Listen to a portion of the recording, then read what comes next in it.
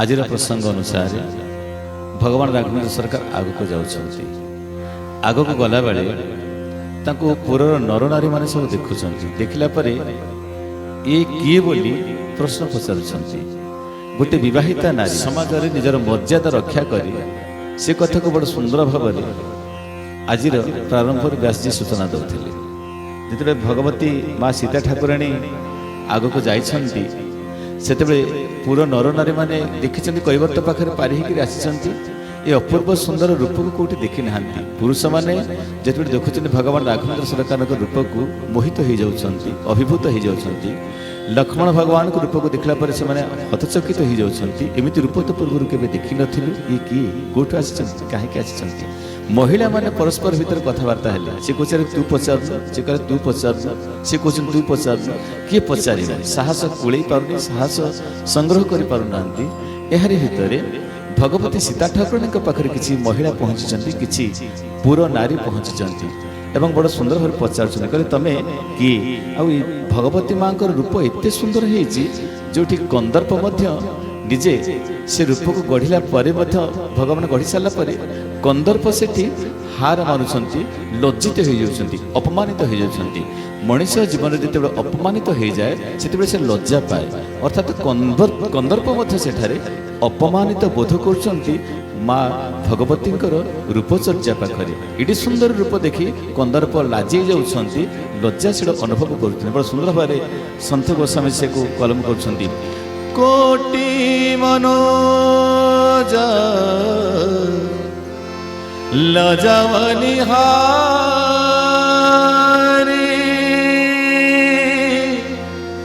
कहु सुमुखी को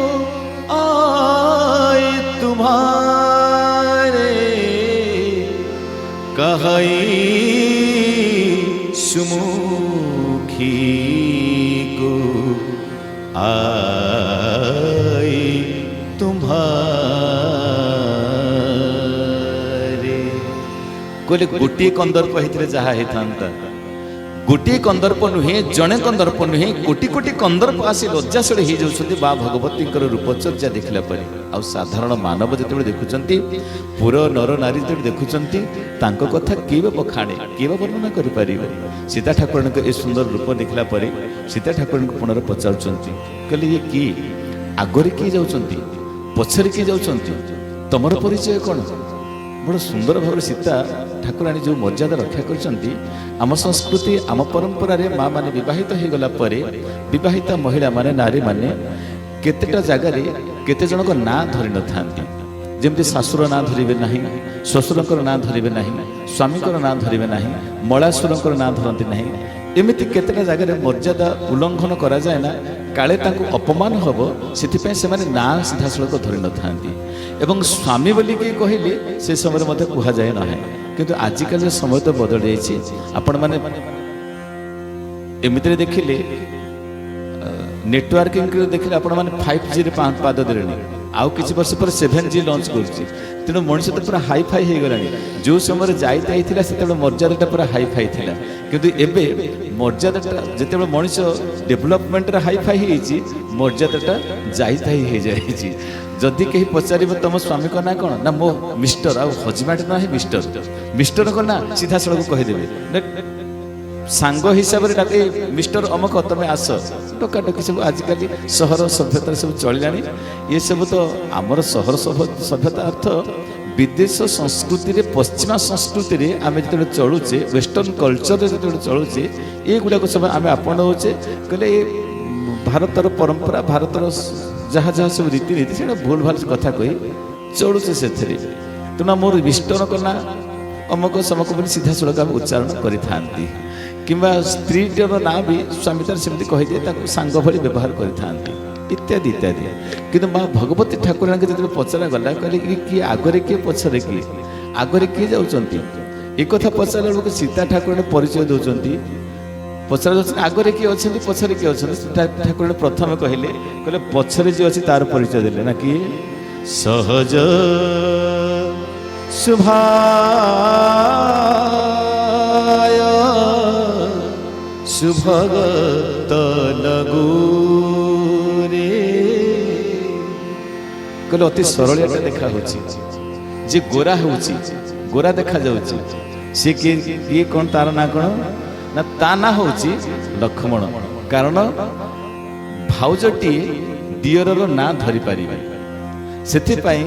ପଚରା ଯାଉଛନ୍ତି ଆଗରେ କିଏ ଯାଉଛନ୍ତି, ସୀତା ଠାକୁରାଣୀ କହୁଛନ୍ତି ପଛରେ ଯିଏ ଆସୁଛନ୍ତି ତା ନାଁ ହେଉଛି ଲକ୍ଷ୍ମଣ। ଲକ୍ଷ୍ମଣ କେମିତି ନା କାଳେ ଲୋକ ଚିହ୍ନି କରି ନ ପାରିବେ, ଆଗରେ ତ କଳା ଯାଉଛନ୍ତି ନା, ପଛରେ ତ ଧଳା ଯାଉଛନ୍ତି ନା।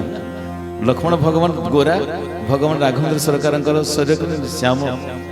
ନୀଳାମ୍ବୁଜ ଶ୍ୟାମଲ କୋମଲାଙ୍ଗମ୍, କହିଲେ ନୀଳ ଭଳି ଶରୀର ଦେଖାଯାଉଛି, ଗୋରା ଶରୀର ନୁହେଁ, ନୀଳ ଶରୀର ଦେଖାଯାଉଥିବା। ଆଗରେ କିଏ ଯାଉଛନ୍ତି ପଚାରିଲା ବେଳକୁ ସେ କହିଲେ ପଛରେ ଯିଏ ଯାଉଛନ୍ତି, କହିଲେ ସହଜ ଶୁଭାୟ ସୁଭଗତନ ଗୋରେ, କହିଲେ ଯାହାର ତନ ମାନେ ଶରୀର ଗୋରା ଦେଖାଯାଉଛି, ଅତି ସରଳ ଭାବରେ ଚାଲୁଛନ୍ତି, ସିଏ ହେଉଛନ୍ତି କିଏ ନା ନାମ ଲକ୍ଷଣ ଲଘୁ ଦେବର ମୋରେ, ମୋର ହେଉଛି ସାନ ଦିଅର ସିଏ। ଆଗରେ କିଏ ମା ସୀତା ଠାକୁରାଣୀ ବଡ଼ ସୁନ୍ଦର ଭାବରେ ଉତ୍ତର ଦେଉଛନ୍ତି। ଅନେକ ଉତ୍ତର ମୁହଁ କହେ, ଅନେକ ଉତ୍ତର ମଣିଷର ଆଚରଣ କହିଥାଏ। ଯେତେବେଳେ ସୀତା ଠାକୁରାଣୀଙ୍କୁ ପଚରାଯାଉଛନ୍ତି ଆଗରେ ସେ କିଏ, ମା କହୁନାହାନ୍ତି ସେ ମୋର ମିଷ୍ଟର କିମ୍ବା ହଜବାଣ୍ଡ ବୋଲି ସେ କଥା କହୁନାହାନ୍ତି, କିମ୍ବା ପତି କହୁନାହାନ୍ତି, କିମ୍ବା ସ୍ୱାମୀ କହୁନାହାନ୍ତି, କିମ୍ବା ମୋର ଭର୍ତ୍ତା ବୋଲି କହୁଛନ୍ତି, ଏସବୁ କଥା କିଛି କହୁନାହାନ୍ତି। କେବଳ ଠାରିଦେଲେ, ଓଢ଼ଣାଟା ଟିକେ ଢାଙ୍କି ଦେଲେ, ଓଢ଼ଣାଟା ଢାଙ୍କି ଦେଇକରି ତଳକୁ ଚାହିଁଛନ୍ତି, ଓଢ଼ଣା ଢାଙ୍କି ତଳକୁ ଚାହିଁଛନ୍ତି ଏବଂ ପାଦରେ କିଛି ଗାର କାଟୁଛନ୍ତି, ଅର୍ଥାତ୍ ଲାଜେଇ ଯାଇଛନ୍ତି ସୀତା ଠାକୁରାଣୀ। ଆଉ କ'ଣ କହିବେ କି ସେ ମୋର ସ୍ୱାମୀ ବୋଲି? ନରନାରୀ ମାନେ ଜାଣିଗଲେ, କହିଲେ ଇଏ ହେଉଛି ମର୍ଯ୍ୟାଦା ଯାହାର ନାଁ ବି କୁହାଯାଏ ନା, ଏବଂ ତଳରେ ଟାଣୁଛନ୍ତି। ମା ମାନେ ବାବା ମାନେ ଧ୍ୟାନ ଦେବେ, ଓଢ଼ଣା ଆମେ କାହିଁକି ପକାନ୍ତି ଭାରତୀୟ ସଂସ୍କୃତି ପରମ୍ପରାରେ? ଇଏ ତ ହେଉଛି ଆମର ମର୍ଯ୍ୟାଦା। ଓଢ଼ଣା ନ ପକେଇଲେ କ'ଣ ଚଳନ୍ତା ନାହିଁ? କାହିଁକି ଓଢ଼ଣା ଦିଆଯାଇଛି? ଓଢ଼ଣାଟା ଆମେ ଯେଉଁ ସିନ୍ଦୁର ବି ଲଗେଇଥାନ୍ତି ମା ମାନେ, ଦେବୀ ମାନେ ମା ମାନେ ଦେବୀମାନଙ୍କର ପ୍ରତିମା ସ୍ୱରୂପ ନା ଆପଣମାନେ, ସିନ୍ଦୁର କାହିଁକି ଆମେ ଲଗେଇଥାନ୍ତି ନା ସିନ୍ଦୁର ଚାରି ଜାଗାରେ ମୁଖ୍ୟତଃ ଲଗାଯାଏ, ଲଗାର ବ୍ୟବସ୍ଥା ରହିଛି। ଏକ ସିନ୍ଥିରେ ଲଗାଯାଏ, ଦୁଇ ତ୍ରିକୁଟରେ ଲଗାଯାଏ, ତିନି ଗଳାରେ ଲଗାଯାଏ, ଚାରି ନମ୍ବର ହାତରେ ବା କାଚ ଯେଉଁଠି ଶଙ୍ଖା ଅଛି ସେଠି ସଧବା ମାନେ ପ୍ରାୟତଃ ସିନ୍ଦୁର ଲଗେଇଥାନ୍ତି।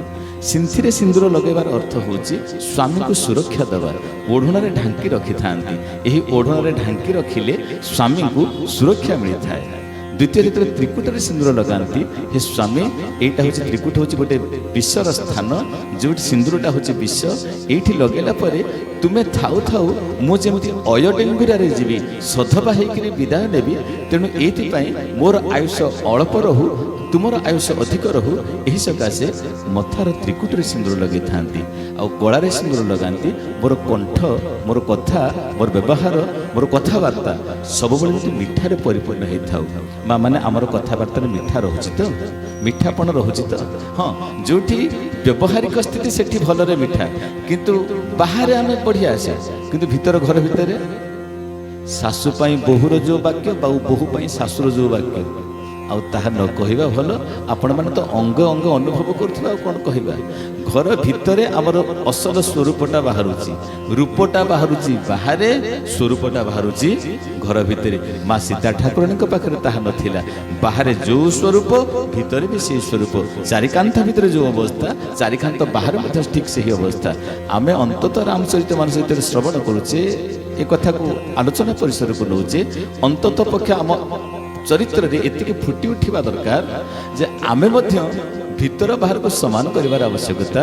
ଅଛି। ମା ସୀତା ଠାକୁରାଣୀ ଯେତେବେଳେ ସିନ୍ଦୁର ଲଗେଇଛନ୍ତି, ଗଳାରେ ସିନ୍ଦୁର ଲଗାଇବାର ଅର୍ଥ ହେଉଛି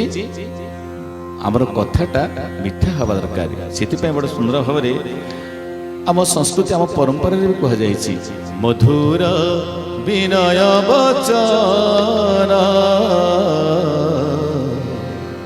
ତାପରେ ମା ମାନେ ମୋର କେତେ ବଢ଼ିଆ ସବୁ ଅଭ୍ୟସ୍ତ ଅଛନ୍ତି। କହି ତୋ ଶିବ ପ୍ରାଣୀ